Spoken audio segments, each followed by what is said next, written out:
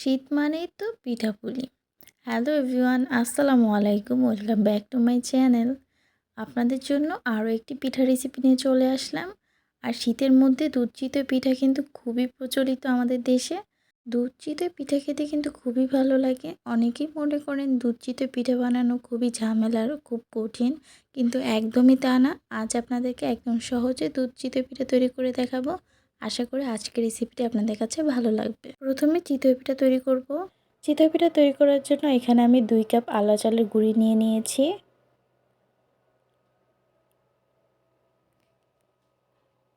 এখন এর মধ্যে সামান্য লবণ দিয়ে দিব। এরপর কুসুম গরম 1 কাপ পানি দিয়ে একটি ব্যাটার তৈরি করে নিব। এখানে আমার 1 কাপ থেকে একটু পানি বেশি লেগেছে।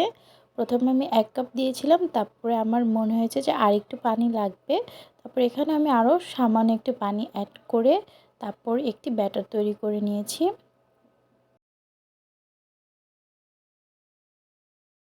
এই তো আমার ব্যাটারটা তৈরি হয়ে গিয়েছে, আর ব্যাটারের ঘনত্বটা ঠিক এরকম হবে। আশা করি আপনারা দেখে বুঝতে পারছেন।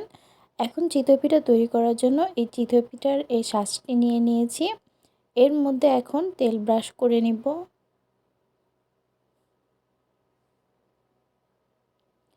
এখন প্রতিটি ছাঁচের মধ্যে পরিমাণ মতো ব্যাটার দিয়ে দিব।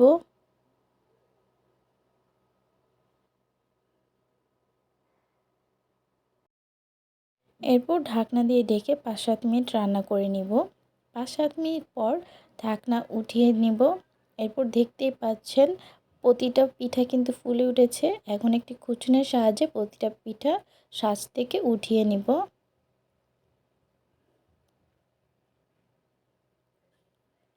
এই তো আমার চিতই পিঠাগুলো কিন্তু একদম তৈরি হয়ে গিয়েছে। এখন এগুলোকে দুধে ভিজাতে হবে, যার জন্য এখানে আমি 5 কাপ দুধ জাল বসিয়ে দিয়েছি। দুধটা হালকা জাল হয়ে আসলে এর মধ্যে দিয়ে দিব 2টো এলাচ, একটা তেজপাতা, একটা দারচিনি। এখন নেড়েচেড়ে দুধটাকে আরও কিছুক্ষণ জাল করে নিব। এরপর দুধের মধ্যে দিয়ে দিব 1/4 কাপ গুঁড়া দুধ, এতে করে টেস্টটা খুবই ভালো আসে। এখন আবারও নেড়েচেড়ে গুঁড়ো দুধটা ভালো করে মিশিয়ে নিব। এরপর এর মধ্যে দিয়ে দিব সামান্য লবণ। এখন আবার নেড়েচেড়ে লবণটা ভালো করে মিশিয়ে নিব। এরপর কিছুক্ষণ জাল হয়ে আসলে এর মধ্যে তৈরি করে রাখা চিতই পিঠাগুলো দিয়ে দিব। এখন নেড়েচেড়ে পিঠাগুলোকে দুধের মধ্যে ভিজিয়ে দিব আর 5 থেকে 10 মিনিটের মতো জাল করে নিব। এতে করে পিঠার মধ্যে ভালো করে দুধটা ঢুকবে।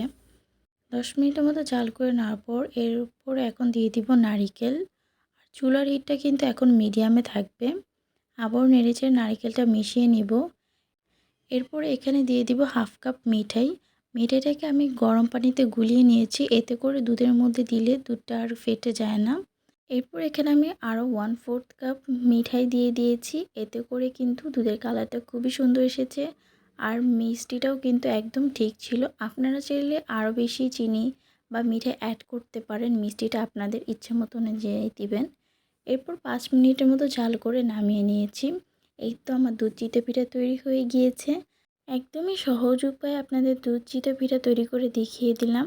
আশা করি আজকের রেসিপিটি আপনাদের কাছে ভালো লেগেছে। আপনারা বাসায় অবশ্যই তৈরি করবেন। আর যদি আমার ভিডিওটি ভালো লেগে থাকে তাহলে লাইক, কমেন্ট এন্ড শেয়ার করে দিবেন। আমার পেজটিকে ফলো করে দিবেন, আমার চ্যানেলটিকে সাবস্ক্রাইব করে দিবেন।